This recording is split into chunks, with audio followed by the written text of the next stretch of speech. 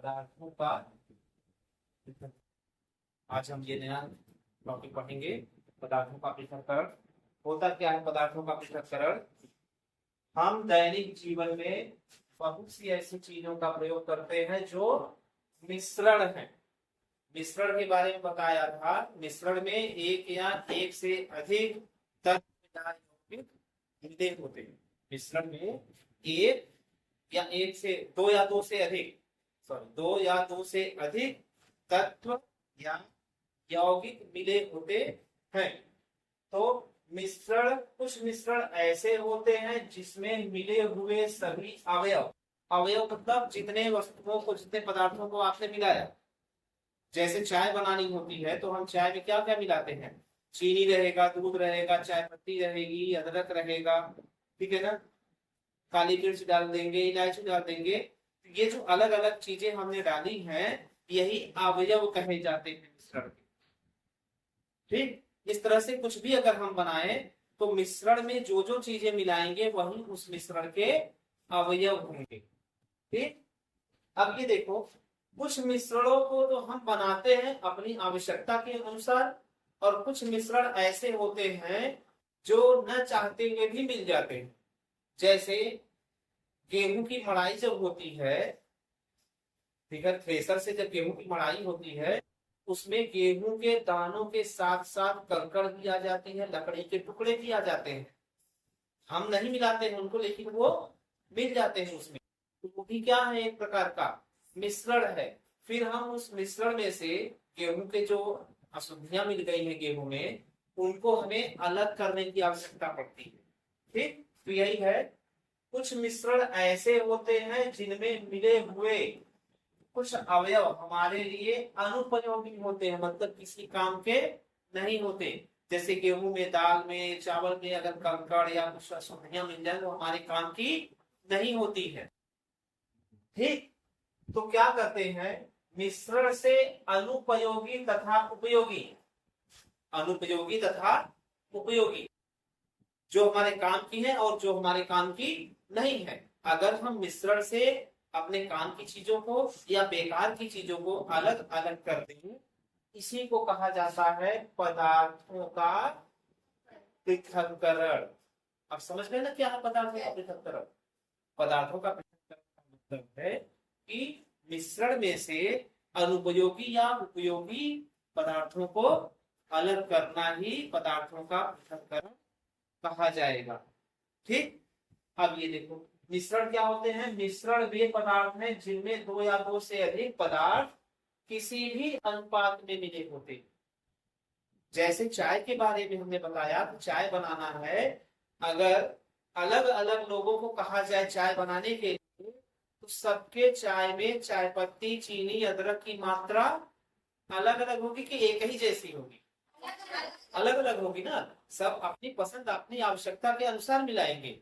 तो यही बात कह रहे हैं कि मिश्रण में एक या दो से अधिक पदार्थ किसी भी अनुपात में, मतलब कुछ निश्चित नहीं रहेगा, जिसकी इच्छा जितना ही मिला दे, मिले होते हैं। और क्या होता है? मिश्रित अवयवों के सभी गुण मिश्रण में पाए जाते हैं। जैसे चाय में तुमने जो जो चीजें डाली, जब चाय को पियोगे तो सबका स्वाद मिलेगा। काली मिर्च का भी स्वाद लगेगा, अदरक का भी स्वाद लगेगा, चीनी का भी स्वाद आएगा, है ना, दूध का भी स्वाद आएगा। जो चीजें तुम डाले रहोगे सबका स्वाद आएगा। जैसे चीनी और नींबू का शरबत होता है, तो चीनी और नींबू का शरबत अगर पियोगे तो मीठा भी लगेगा और नींबू के कारण खट्टा भी लगेगा। तो मिश्रण में मिश्रण के जितने अवयव होते हैं सबके गुण पाए जाते हैं। ठीक है ना? ऐसा नहीं कि शरबत में नींबू और चीनी मिला दिए तो उसका स्वाद एकदम अलग हो जाएगा। जो जो चीज मिलाए हो उसका स्वाद पता ही ना चले, पता चलेगा। मिश्रण में जितनी चीजें मिलाएंगे हम, सबके गुण के बारे में पता चलेगा। ठीक, ये नींबू की शरबत में समझ गए ना? अब हमारे आसपास बहुत सारे ऐसे पदार्थ हैं जो मिश्रण के रूप में है। जैसे वायु है, वायु में क्या क्या मिला है? वायु में ऑक्सीजन, नाइट्रोजन, कार्बन डाइऑक्साइड और जल वाष्प मिला हुआ है। समझ गए बात? ये वायु में हो गया। इसके बाद दूध में क्या क्या मिला होता है? दूध में जल है, वसा है, प्रोटीन, कार्बोहाइड्रेट और विटामिन मिली होती है। इसी तरह खिचड़ी हम बनाते हैं, खिचड़ी में दाल डालते हैं, चावल डालते हैं, जल, नमक, हल्दी और सब्जियां अगर जरूरत हो कुछ सब्जियों को भी काट के डाल देते हैं, गाजर डाल सकते हैं, गोभी डाल सकते हैं, आलू भी डाला जाता है ना। अपनी आवश्यकता के अनुसार हम खिचड़ी में उन सब्जियों को भी डाल सकते हैं। आइसक्रीम, आइसक्रीम में क्या क्या रहता है, गुड़, शक्कर, सुगंध। देखते हो आइसक्रीम अलग अलग सुगंध की होती है, तो सुगंध के लिए भी उसमें कुछ डाला जाता है। और खाने वाले रंग भी डाले जाते हैं, ठीक है ना, खाने वाले रंग भी डाले जाते हैं। आइसक्रीम अलग अलग रंग की भी आती है। फिर चाय बनाने के लिए दूध, चाय पत्ती, अदरक, शक्कर और अगर तुलसी पत्ती डालना चाहते हो डाल दो, इलायची डाल दो, काली मिर्च डाल दो, ये सभी हम डाल सकते हैं। समझ के बाद यहां तक क्लियर है? चलो आगे देखते हैं। अब देखो शुद्ध पदार्थ एवं मिश्रण, शुद्ध पदार्थ एवं मिश्रण ये क्या होते हैं? शुद्ध पदार्थ, नाम से ही पता चल रहा है ना, शुद्ध मतलब क्या होता है, जिसमें कोई अलग से कोई चीज मिलावट या अलग से कोई चीज न मिली, ठीक है ना। शुद्ध पदार्थ उसी को कहोगे जिसमें एक ही तरह की चीजें होंगी ना। बताओ, जैसे अगर हम गेहूं के दानों के साथ चावल भी रखते हैं मिला करके, तो क्या ये शुद्ध है या अशुद्ध? क्योंकि गेहूं के दाने और चावल के दानों की प्रकृति अलग अलग है, बनावट अलग है, रंग अलग है। तो शुद्ध पदार्थ वे पदार्थ होते हैं जिसमें एक ही प्रकार के कण पाए जाते हैं। शुद्ध पदार्थ में एक ही प्रकार के कण पाए जाते हैं। जैसे सोना, सोना देखे हो ना, सोने के गहने लोग पहनते हैं। अगर उस सोने के गहने में और भी कुछ मिला दिया जाए तो सोने का रंग और सोने का प्रकृति वैसा नहीं रहेगा। इसी तरह से चांदी है, तांबा है, नमक हम लोग जो खाते हैं, नमक देखते हैं, नमक के हर एक कण एक जैसे होते हैं, ठीक है ना। लेकिन अगर नमक में बालू मिला दिया जाए तो अलग कण मिल जाएंगे, वो क्या हो जाएगा, शुद्ध होगा या अशुद्ध?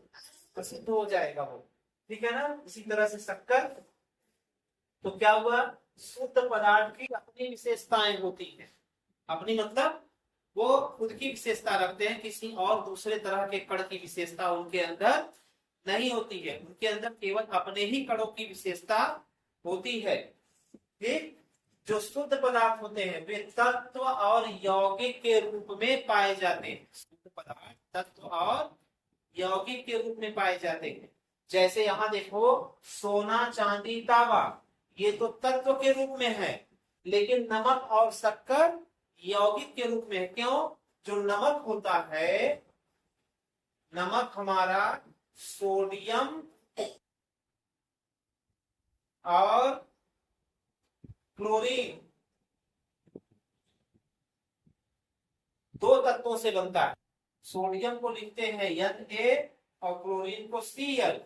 तो ये दो प्रकार के तत्वों से बनता है, लेकिन बनने के बाद जो नमक के कण होते हैं वो सभी कण एक जैसे होते हैं।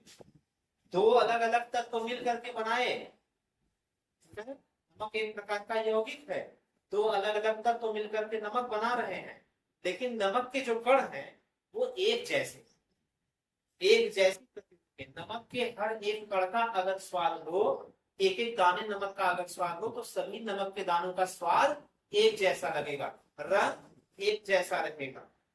इसी तरह से चीनी है, चीनी के हर एक दाने का स्वाद एक जैसा, समझ गए, और रंग एक जैसा रहेगा। चीनी बनती है C6H12O6, इसको कहते हैं ग्लूकोज, इसको बोलते हैं ग्लूकोज। तो चीनी में कार्बन, हाइड्रोजन और ऑक्सीजन तीन प्रकार के तत्व मिले हैं, लेकिन फिर भी इनके कण एक जैसे। समझ गए? अब देखो शुद्ध पदार्थ एवं मिश्रण में अंतर। शुद्ध पदार्थ और मिश्रण में क्या अंतर है? शुद्ध पदार्थ और मिश्रण में क्या अंतर है यहाँ देखते हैं। ठीक है ना, ये गुण के बारे में बात कर रहे हैं। अगर हम शुद्ध पदार्थ के गुणों के बारे में बात करें तो पदार्थ के कण, अब यहाँ अगर देखेंगे तो जो शुद्ध पदार्थ होते हैं, शुद्ध पदार्थ केवल एक ही प्रकार के कण से मिलकर बनता है। शुद्ध पदार्थ एक ही प्रकार के कण, जैसे नमक में एक ही तरह के कण, शक्कर में एक ही तरह के कण, सोने में एक ही तरह के कण, चांदी में एक ही तरह के कण, तांबे में एक ही प्रकार के कण। लेकिन जो मिश्रण होंगे, मिश्रण में दो या दो से अधिक प्रकार के कण से मिलकर बनता है। मिश्रण दो या दो से अधिक प्रकार के कणों से मिलकर बनता है। कैसे? जैसे हमने चाय बनाई तो चाय में हमने चाय पत्ती डाली, अलग प्रकार का कण, चीनी डाला, अलग प्रकार का कण, ठीक है ना। अदरक में अलग प्रकार के कण होंगे, इलायची में अलग प्रकार के कण होंगे, दूध के कण अलग प्रकार के हैं। तो अलग अलग प्रकार के कणों को मिलाया तब जाकर के मिश्रण बना। और शुद्ध पदार्थ में केवल एक ही प्रकार के कण होते हैं।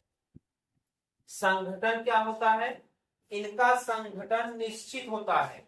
जो शुद्ध पदार्थ हैं इनका संघटन निश्चित होता है। संघटन का मतलब इसमें जो कण मिले हैं वो सभी कण एक जैसे होंगे, सबकी प्रकृति एक जैसी होगी, व्यवहार एक जैसा होगा। लेकिन मिश्रण के जो कण होंगे इनका व्यवहार, इनकी प्रकृति एक जैसी नहीं होगी, वो अलग अलग हो सकती है। ठीक है ना, समझ गए? कम ज्यादा हो सकती है, घट बढ़ सकती है, लेकिन इनमें कणों की प्रकृति और कणों का व्यवहार अलग नहीं हो सकता। फिर अवयवों के गुण। अवयवों के गुण मतलब कि शुद्ध पदार्थ में जितने कण मिले उन कणों के क्या गुण हैं और मिश्रण में जो अलग अलग कण मिले उनके क्या गुण हैं। जैसे शुद्ध पदार्थ की अपनी विशेषता होती है, अपनी विशेषताएं होती हैं।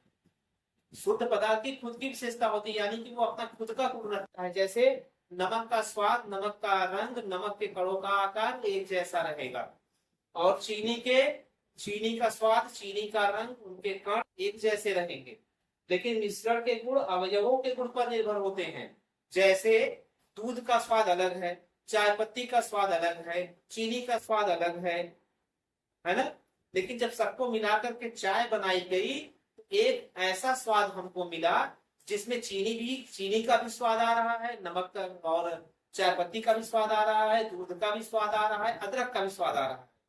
यानी कि एक ही मिश्रण में हम सभी अवयवों के स्वाद पा रहे हैं ना। लेकिन जब अलग अलग थे तो स्वाद अलग अलग, मिलकर के चाय बन गई तो सबका स्वाद मिलकर के आ रहा। समझ गए बात? इसी तरह से पदार्थ की प्रकृति। शुद्ध पदार्थ क्या होते हैं? समांग होते हैं।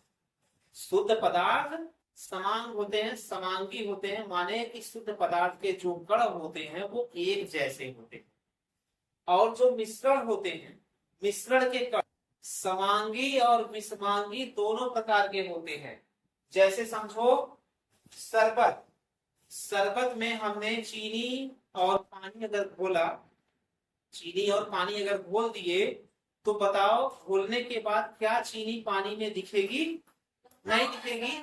ये समांगी मिश्रण हो गया, ठीक है ना, ये हुआ समांगी मिश्रण। लेकिन जब पानी में बालू को घोल देंगे तो चीनी, बालू और पानी अलग अलग दिखेगा, ये विषमांगी मिश्रण होगा। समझ गए ना बात? चलो इतना समझ में आया? आगे तत्व यौगिक एवं मिश्रण। तत्व यौगिक एवं मिश्रण। तत्व क्या होते हैं? तत्व जो है यह किसी पदार्थ का मूल कण होता है, ठीक, जिसको हम और सरल टुकड़ों में या और सरल रूप में विभाजित नहीं कर सकते, उसे तत्व कहेंगे। तत्व के जो अणु होते हैं, तत्व के जो अणु या परमाणु होते हैं, किसी तत्व के अणु या परमाणु एक ही प्रकार के और एक ही गुणधर्म वाले होते हैं। तत्वों में केवल एक ही परमाणु होते हैं। जैसे लोहा, तांबा, सोना, चांदी। ऐसा नहीं लोहे में तांबा मिल जाएगा या तांबा में चांदी मिल जाएगा, तो यौगिक बन जाएगा वो। ठीक है ना। तत्व में एक ही प्रकार के अणु परमाणु से, एक ही तत्व के दो या दो से अधिक परमाणु मिलकर इस तत्व का एक अणु बनाते हैं। जैसे हाइड्रोजन अगर हम बात करें तो हाइड्रोजन एक तत्व है। हाइड्रोजन का जो प्रतीक है H, ये बताता है कि यह हाइड्रोजन का एक परमाणु है। जब हाइड्रोजन के दो परमाणुओं को हम मिलाएंगे तो इससे हमारे पास बन करके मिलेगा H2। ये है हाइड्रोजन का एक अणु और ये दोनों है हाइड्रोजन के परमाणु। परमाणु ये भी है और परमाणु ये भी है। तो हाइड्रोजन के दो परमाणु मिल करके एक अणु बनाते हैं, वही बात यहाँ कह रहे हैं। एक ही तत्व के दो या दो से अधिक परमाणु मिलकर इस तत्व का एक अणु बनाते हैं। कुछ ऐसे भी तत्व हैं जिनका एक अणु उनके एक परमाणु से ही मिलकर के बना होता है, जैसे हीलियम। हीलियम का प्रतीक He होता है। हीलियम का एक परमाणु भी है और यही हीलियम का अणु भी है। मतलब हीलियम के अणु को बनाने के लिए हमें एक से अधिक परमाणुओं की जरूरत नहीं है। ये परमाणु का भी व्यवहार करेगा और अणु का भी व्यवहार करेगा। फिर आते हैं यौगिक पर। यौगिक क्या होते हैं? दो या दो से अधिक तत्व। अभी तत्व बनाने के लिए हमें दो या दो से अधिक परमाणु चाहिए था, अब यौगिक बनाने के लिए हमें दो या दो से अधिक तत्व चाहिए। तो दो या दो से अधिक तत्व जो होते हैं वह निश्चित अनुपात में, निश्चित अनुपात मतलब मात्रा निश्चित होगी। दुनिया के किसी भी कोने में अगर हम कोई यौगिक बनाएंगे, उस यौगिक में उन तत्वों का अनुपात निश्चित होगा। चाय पत्ती की तरह नहीं, चाय जितनी मर्जी उतनी चाय उतनी चाय पत्ती डाल दो या चीनी डाल दो। ठीक है ना। यौगिक बनाने के लिए हम जो तत्व की मात्रा यहाँ पर डालेंगे वही तत्व हम कहीं पर भी बनाए, किसी भी कोने में किसी भी जगह पर बनाए, हमें उतनी ही मात्रा मिलानी पड़ेगी, चाहे कोई भी व्यक्ति बनाए। समझ गए ना। यौगिक यही अंतर है यौगिक और मिश्रण में। मिश्रण में हम चाहे अपनी मर्जी से जितने भी अनुपात में चीजें मिला सकते हैं, लेकिन यौगिक में निश्चित मात्रा होती है, वही मात्रा ही मिलाएंगे तब हमारा यौगिक बनेगा। ठीक जैसे नमक है, नमक में सोडियम और क्लोरीन से मिलकर के बनता है, तो सोडियम का एक अणु और क्लोरीन का एक अणु बनाएंगे तब जाकर के नमक बनेगा। अगर हम सोडियम का दो अणु कर दें और क्लोरीन एक कर दें तो ये नमक नहीं है, ये कुछ और बन जाएगा। अगर नमक बनाना है तो एक अणु सोडियम एक अणु क्लोरीन ही मिलाना पड़ेगा, तभी हमें नमक मिलेगा। विश्व के दुनिया के किसी भी कोने में किसी भी व्यक्ति को अगर बनाना हो तो वह एक अणु सोडियम एक अणु क्लोरीन मिलाएगा तभी नमक बनेगा। समझ गए ना। शरबत की तरह नहीं, चाहे जितना सोडियम डाल दो चाहे जितना क्लोरीन डाल दो तो बनेगा ही नहीं।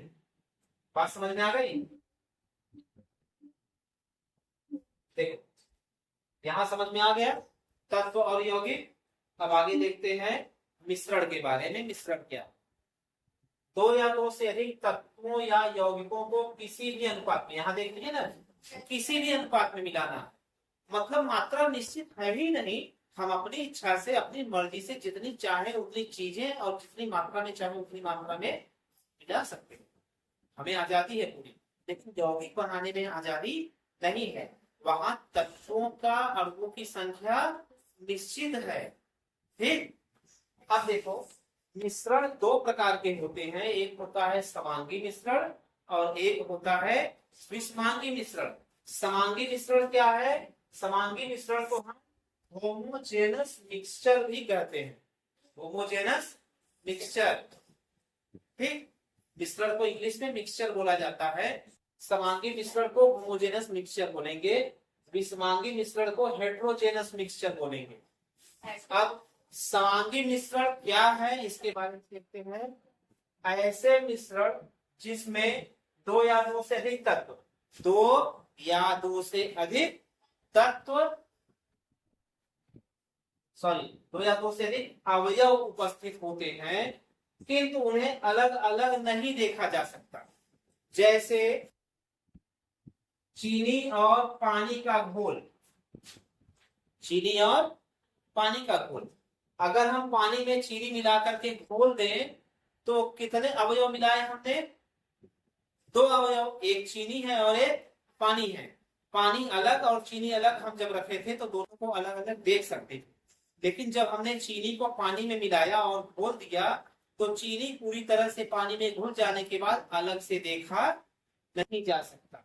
अगर ऐसा मिश्रण बने जिसमें हम डालने के बाद अवयव को अलग से न देख पाए, जैसे दूध में पानी अगर मिला दिया जाए तो पानी को अलग से नहीं देखा जा सकता, हमें दूध का ही सफेद रंग दिखेगा, वो सब समांगी मिश्रण होता है। समझ गए? कौन सा मिश्रण होगा? वो समांगी मिश्रण होगा। विषमांगी मिश्रण क्या होता है?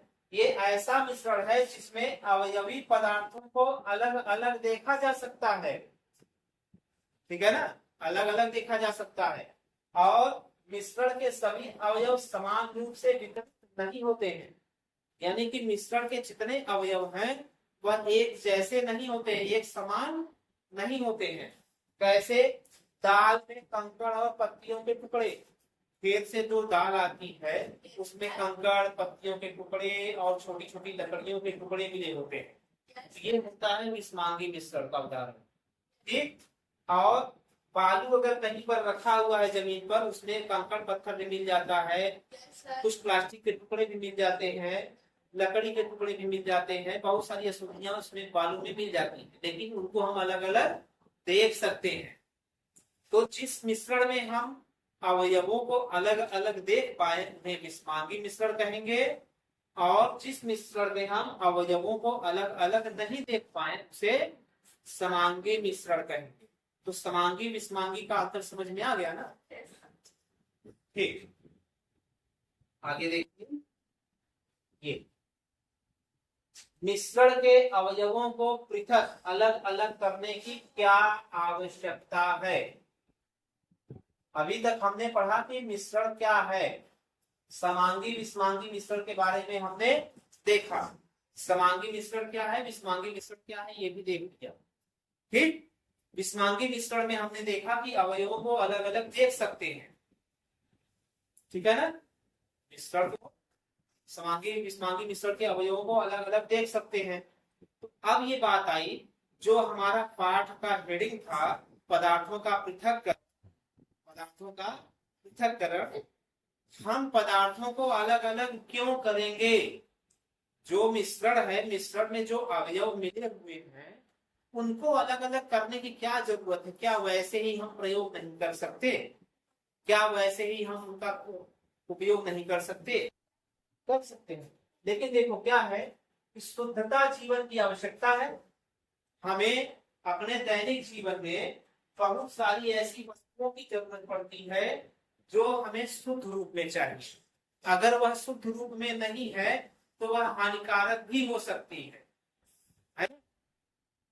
अगर दाल या चावल में कंकड़ पत्थर के टुकड़े, लकड़ियों के टुकड़े या पत्तियों के टुकड़े पड़े हुए हैं, ठीक, और हमने उनको साफ नहीं किया, अलग नहीं किया, तो हो सकता है कि वो हमारे स्वास्थ्य पर विपरीत असर डाल दे। कंकड़ युक्त, मिट्टी युक्त दाल खा करके हम बीमार भी हो सकते हैं। तो इसलिए हमें ये आवश्यकता पड़ती है कि मिश्रण से हम अनुपयोगी, बेकार की चीजों को अलग कर दें, ठीक। इसीलिए अनुपयोगी और हानिकारक अवयवों को दूर करने के लिए ही हमें पृथक्करण की आवश्यकता होती है, ठीक। अब ये देखते हैं पृथक्करण प्रक्रम, यानी कि पृथक्करण करने के लिए क्या किया जाएगा, फिर उद्देश्य जिसके कारण हम पृथक्करण करते हैं। हमें पृथक्करण करने की यानी अलग अलग करने की क्या जरूरत है? अलग करने के बाद जो हम अलग अलग पदार्थों को अलग अलग करेंगे उनका क्या करेंगे, इसको देखते हैं। जैसे बनी हुई चाय से चाय की पत्तियों को पृथक करना तथा चावलों से कंकड़ पृथक करना।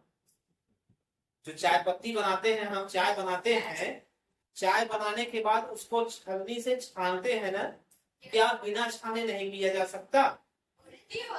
बिना पिए अगर छानेंगे हो सकता है कि जो चाय पत्ती अदरक जो बचा हुआ है अंदर उसका कड़वापन पसंद न आए, उसकी वजह से हमारी तबीयत बिगड़ सकती है। इस वजह से हम बनी हुई चाय को छानते हैं, चावलों से कंकड़ और पत्थर को अलग करते हैं। क्या जरूरत क्या है करने की? हानिकारक दूर करना। और क्या होता है? अशुद्धियों को दूर करने के बाद हम उनको फेंक देते हैं। दूसरा है समुद्री जल से नमक पृथक करना और कच्चे तेल से पेट्रोल डीजल और मिट्टी का तेल पृथक करना। क्या जरूरत है? अलग करने के बाद हम लाभदायक अवयवों को पृथक करने के बाद और उनका निश्चित अनुपात भी ज्ञात करते हैं। मतलब कि लाभदायक अवयवों को अलग कर लेते हैं, जो हमारे काम की चीजें हैं उनको हम अलग कर लेंगे और ये भी पता लगा लेंगे कि कौन सी चीज किस मात्रा में मिली हुई है। ठीक, अलग करने के बाद क्या करेंगे? जो हमारे काम की चीजें होंगी उनका हम उपयोग करेंगे। प्रदूषित जल से धूल एवं मिट्टी के कण तथा जीवाणुओं को पृथक करना। जो जल है प्रदूषित हो चुका है, अगर उसमें धूल मिट्टी या जीवाणु मिले हुए हैं तो हमें क्या करना है? शुद्ध पदार्थ को अलग करना है। शुद्ध पदार्थ यानी शुद्ध जल को अलग करना है। शुद्ध जल को अलग करके हम उसका उपयोग कर लेंगे। ठीक है ना? तो ये आवश्यकता है हमारी पृथक्करण करने की। अभी तक हमने देखा तत्व क्या है, यौगिक क्या है और मिश्रण क्या है।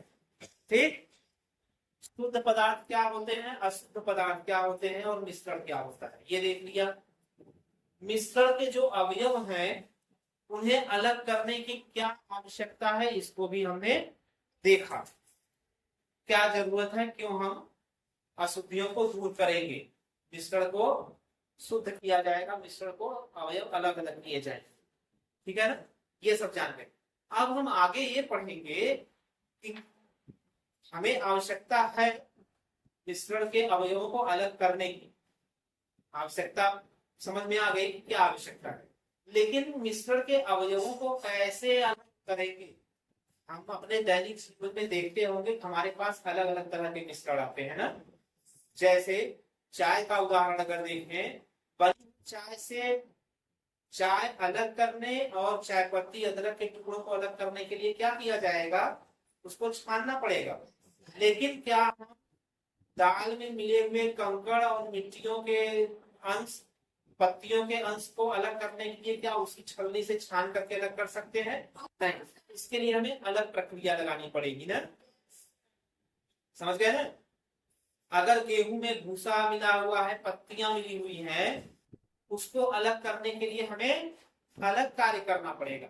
तो हम ऐसे देखते हैं कि हमारे पास मिश्रण अलग अलग तरह के होते हैं और मिश्रण से उनके अवयवों को अलग अलग करने के लिए हमें अलग अलग प्रकार के कार्य करने पड़ते हैं। ठीक है ना? अलग अलग तरीकों से हम मिश्रण को शुद्ध करते हैं, अलग करते हैं। तो अब अगली बार हम पढ़ेंगे अगले क्लास में कि मिश्रण से अशुद्धियों को दूर करने के लिए हम कौन कौन सी विधियों का प्रयोग करेंगे। ये चीज हम अगली क्लास में पढ़ेंगे। पृथक्करण की विधियां, क्या क्या विधि होती है पृथक्करण की। ठीक है ना?